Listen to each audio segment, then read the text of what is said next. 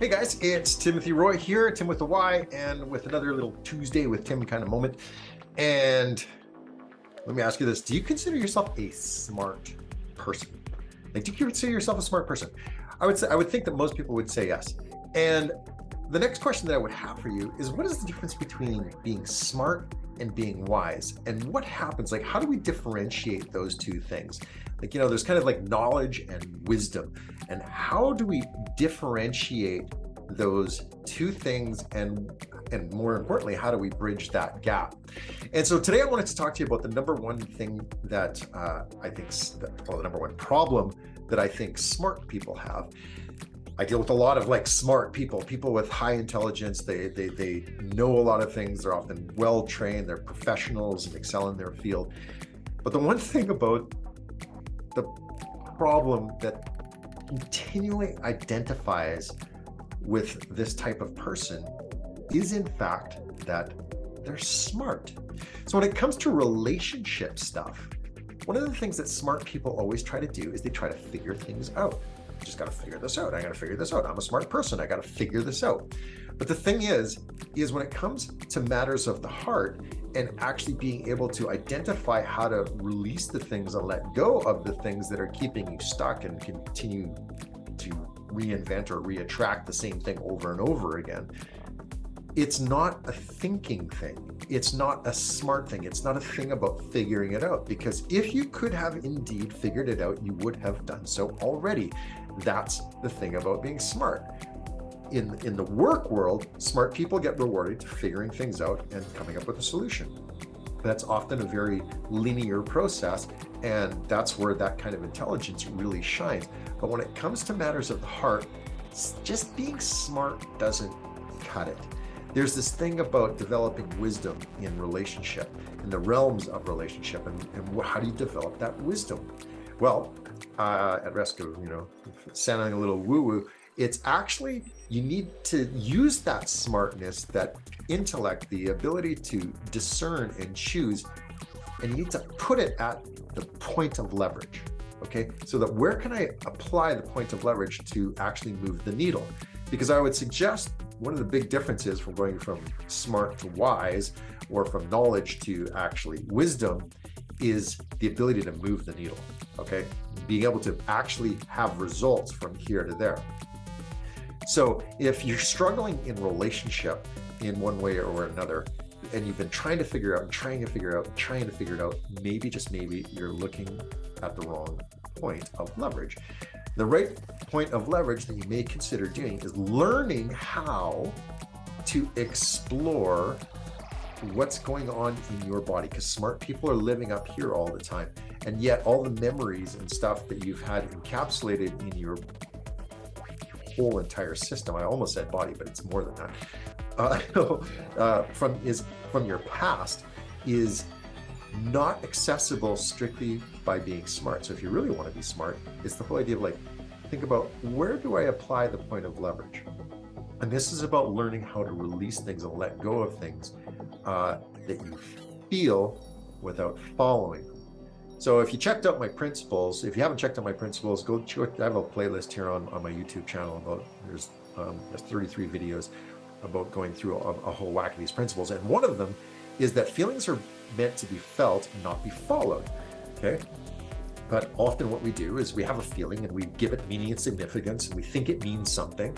And then we try to figure out, how do I not feel that way, or something like that, instead of doing what actually moves the needle, which is to use your intelligence to separate the meaning and significance, the storyboarding, if you will, from the feeling, and just working with the feeling and letting your body let go of that feeling.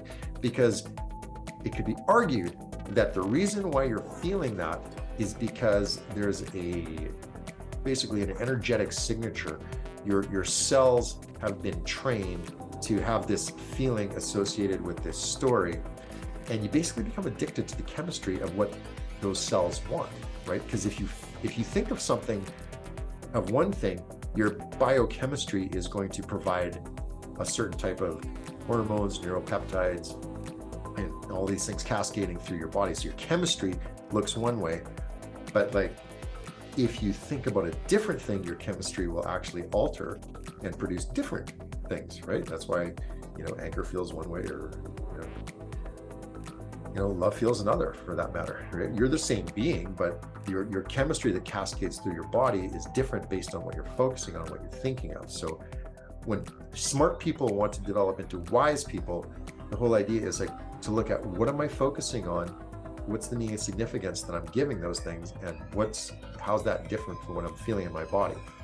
So I'm going to urge you to think about learning about how to release things from your feeling centers, right? So you're going to feel things in your body and you're going to let go of them.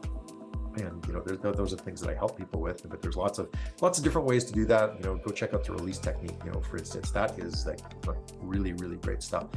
So, and I'm not affiliated with them.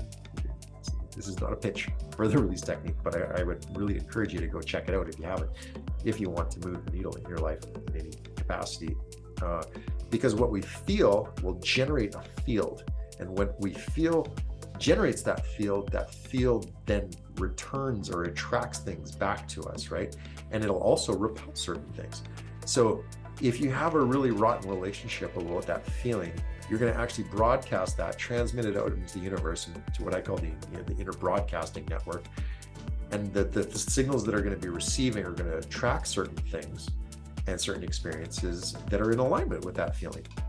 And it happens all the time. Like, it's not like you turn this on or turn it off. It's not like this, kind of new age law of attraction thing where, just need to focus on this or whatever. It's like the law of attraction is always at play. And the law of attraction works in harmony with the law of repulsion.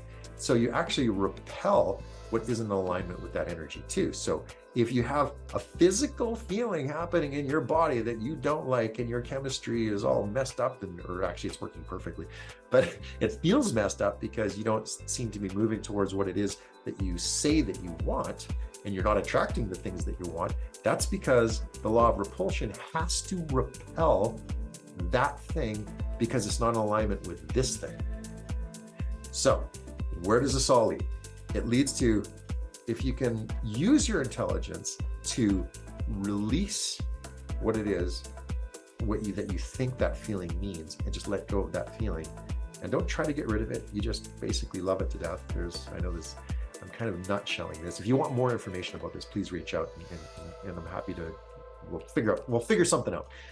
But when you let go of the feeling and just continue to let go of the feelings without following the story, ultimately what you'll do is that you'll end up, it's kind of like it's kind of like this tissue box, right? So this tissue box, it looks a certain way, and when you pull out a tissue, you got to use this tissue, or there was a tissue for use, but you'll notice that if you just looked and then glanced back, you'll just notice that it kind of looks like how it was before, and there's another tissue there, and then you pull that one, it's like, well, holy moly, there's another one, and et cetera, et cetera. I'm not going to waste a whole bunch of tissues, but if you keep pulling these, even though the box continues to look the same, eventually, as you know, when you really have a snotty nose, go and you find out that, hey, there's no more tissue in the box. The box is empty. And when that box is empty, all of a sudden, you'll have a sense of feeling free. Like you've resolved something, and that's actually how we resolve things. And that's actually how we can create different relationship experiences in a non-linear way. It's more like in a quantum way, if you will, because your old programming that was stuck in your cells, you've learned to let go of. It's no longer with you, if you will. So therefore, what you broadcast and what organizes around you in an attraction and repulsion way shifts. And then all of a sudden you see things differently. Now, I'm going to argue that that is more like moving towards wisdom and letting go of knowledge, right? Knowledge is knowing this stuff, but if you put that into action, then you can have your own experience and develop wisdom from it. I do it. It's what works for me. It's been remarkable. It's been absolutely astounding in how it's changed my whole relationship landscape, if you will. And I'm sure, and I'm positive it could work for you too, provided you're willing. So with that, that's it for Tuesdays with Tim. Just going to look at a little bit of synopsis.